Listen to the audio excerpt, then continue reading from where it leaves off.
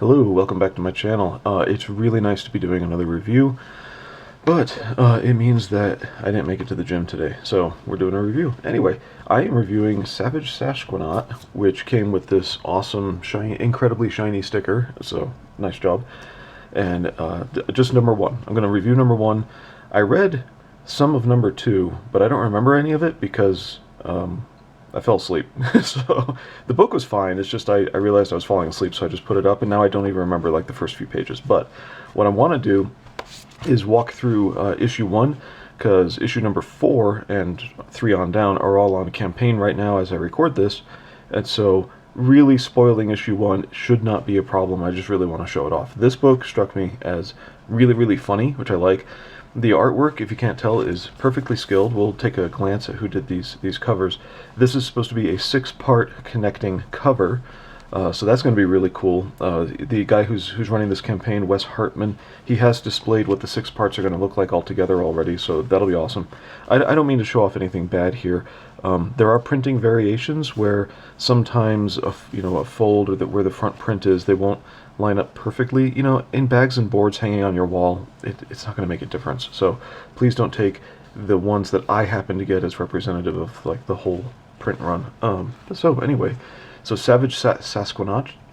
Obviously, this astronaut-looking Sasquatch is, but that's actually a prison suit. He's our main character. He's the title character. And this book struck me, excuse me, as really funny. Now, we're shown some alternate covers down here. They're too small to really get into, but this one is a Yeti footprint on the moon, and I think that one's pretty cool. And then there's another cover that, if I have to, I would get, because it reminds me of a lot of other comics. For issue 2, these two covers are also pretty cool. These were exclusive, so I can't get them. But these two covers are pretty cool here. And there's your Yeti on the moon again. So what's his name? Wes is doing a lot of covers. Duh. Anyway, Wes is the writer and doing the colors. Gab Santos is of HMT Studios. He's doing the main artwork, and this series of covers is by Gab, and then this one is by a guy named Craig Babir. So my compliments to you guys. And oh boy, I can't read that. Chahine, I think. I need glasses. Ladjolize. Anyway, they did this cover here. I know you can't really see it in the video, but I want to give a little credit where it's due. And so likewise, there's some other credits here. And now we'll move on to the story. So we're drawn in first with these yellow text boxes. The colorist and the letterer did a really good job of keeping things easy to read and consistent in this sense, that this is obviously narration and it's first person, so it's our main character talking. This is a prison break on a transport barge, but it's not a prison transport barge. They broke out and have gotten onto this, sorry, I should say vessel, not barge, because it's not a barge, it's actually like a yacht, and it's a luxury vehicle, so it has no weapons. And they've taken over this ship, and in trying to make their escape, they discover things from the captain, he's the bearded guy right there, that they actually have no weapons, etc. And our little green guy is the only guy who knows how to pilot this thing. Remember that, he's the only guy who knows how to pilot this thing. I was taken in immediately where I could get into this world very easily, so that was nice. I wasn't really yanked out of the story much at all by anything. And I wasn't sleepy when I read this part, so that's good. And then what else have we got? Well, we got some technology, we have some arguing. There's a lot of tough guy talk in here, and it's cheesy, but you know, I really do prefer show don't tell, and so there's a little bit that we're told, but it's not done in a bad way, it's not overdone. And essentially what Sasquanaut says right up front to us as he's narrating is that his fellow prisoners who have broken out don't know that he's pretty much not a good leader. He just makes up what he's doing as he goes along, and then that is the rest of the story right there. So you can see his kind of braggadocio style and his thoughts, where here he says to himself, boom, hero pose, and you get to know the character that way without being told he's arrogant, but it's done in a really funny way there, or pretentious arrogant if you want. So they're breaking out. They're trying to decide what to do with the captain, etc. The ship, they lose control of the ship, so the captain says, oh, I'm sure it's my people in engineering. loose lips man. He spoke too much. So they take the captain down to engineering in order to get in. They get into engineering. Of course, they make the captain go first so that they don't get shot, and battle to take over engineering. And while they're down there, there's a message coming in from the royalty on high. That's this thing. So they go ahead and play the message, and we are introduced to our antagonist. This is an interesting character, because at first she doesn't, and again, I like the artwork, so the forms are all good, they're all consistent. All these people in red uniforms have 4 arms, by the way. So, before I get introducing her with her 4 arms, I should point out the anatomy is pretty cool for people with 4 arms. Technically you should have 2 sets of pectorals and all that, but he does an okay job of making it look natural and without making it look like forced into weird or anything like that. So they're not monstrous, and I did start looking around going, well, I mean, there's only 1 chest there, but oh no, wait, that's the Sasquanaut. There's only 1 chest here. Should he have 2 chests? I don't know, but it does look fine for creatures with 4 arms. So the queen here is ridiculously arrogant, just making orders, making demands, giving orders as if she had any power. And because she's a queen, and she bumped the camera. She offers the little pilot guy the chance for freedom if he kills the dominant character that she's negotiating with, who is our Sasquanaut.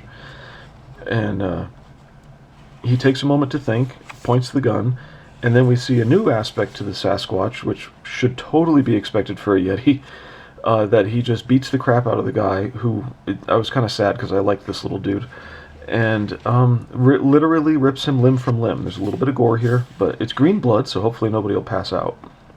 And expressions. The facial expressions in this book work too. Faces are consistent enough, so the artwork is absolutely up to snuff. And the lettering, I didn't read with a critical eye towards how to do lettering, which is good because I'm probably ignorant there anyway. The lettering does, help you move your eye around a bit. So you look at things in a particular order. It's probably it's so sparse here, this one's probably a bad example page. So, we've got, sorry, my head's jumping. We've got, they're still, even after all that, and regaining control of the ship, they're still negotiating with this horrendous queen, and they discover nobody knows how to fly the ship. So the queen lays out, talk about tipping your hand, everybody does this. She lays out that the crew should not still be alive, because if they did not die in battle defending the ship, they're supposed to have committed suicide. And so she makes it apparent that when she gets the ship back, she's going to kill this guy and the whole crew, but she's still giving orders. So you ever get that kind of 2x4 down home logic that's just really everything stripped down and simplified? That's what I like about the guy making it up as it goes along. He just puts it as it is. Why should you be loyal to her instead of helping us escape when she's just going to kill you no matter what? And so the crew, except for a couple, totally turn tide, or turn on the queen and help them steal the ship and get away. So, and then we move to the queen's point of view. She is absolutely pissed.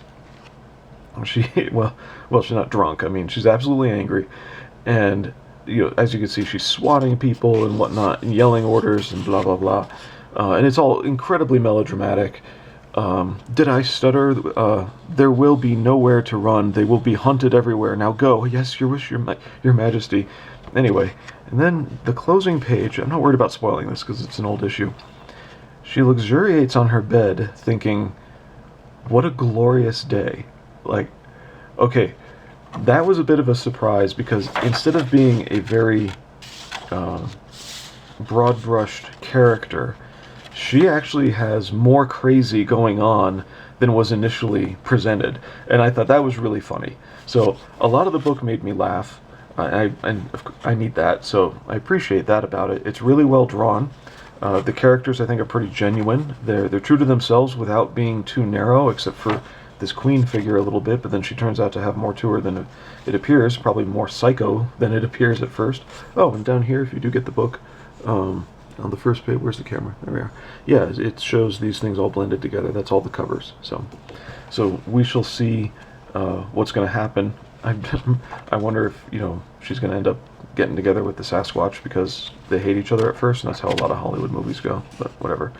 So I appreciated it. I had a lot of fun, and I think that's a big part of the key to this book is it's time to have some fun, and this book delivered. So let's see, Wes Hartman has a campaign for number 4 going on right now. We'll see what happens in the future. That one's ending like really, really soon. But I wanted to get the word out there that this was a very enjoyable book. And I hope to stay awake long enough to be able to read number 2. You see, sometimes I just kind of pass out in my chair at my desk. So look at this. Look at this artwork. I'm just going to flip through it a little bit. So obviously the captain gets into some kind of bar arm wrestling match. Seems to be doing well.